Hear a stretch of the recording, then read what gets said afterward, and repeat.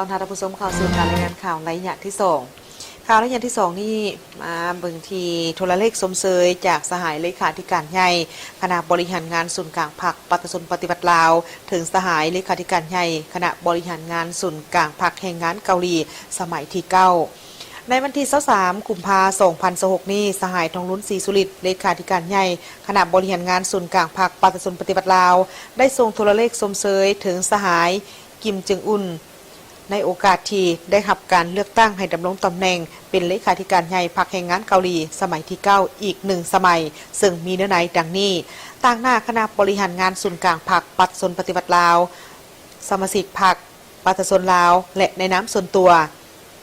ข้าพเจ้าขอส่งความสมเสยอนุบุญและพรไซอันประเสริฐมายังสหายเนื่องในโอกาสที่สหายได้รับการเลือกตั้งให้ดำรงตำแหน่งเป็นเลขาธิการใหญ่พรรคแรงงานเกาหลีอีก1สมัย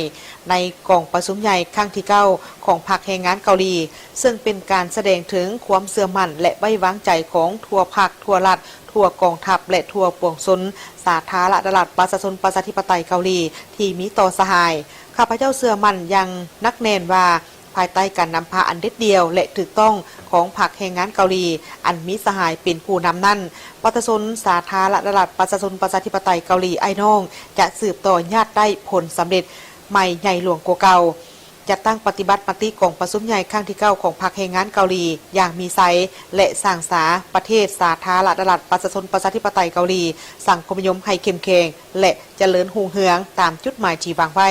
ข้าพเจ้ายินดีสืบต่อเฮ็ดเวียกอย่างใกล้ชิดกับสหายเพื่อเสริมขยายและเพิ่มพูน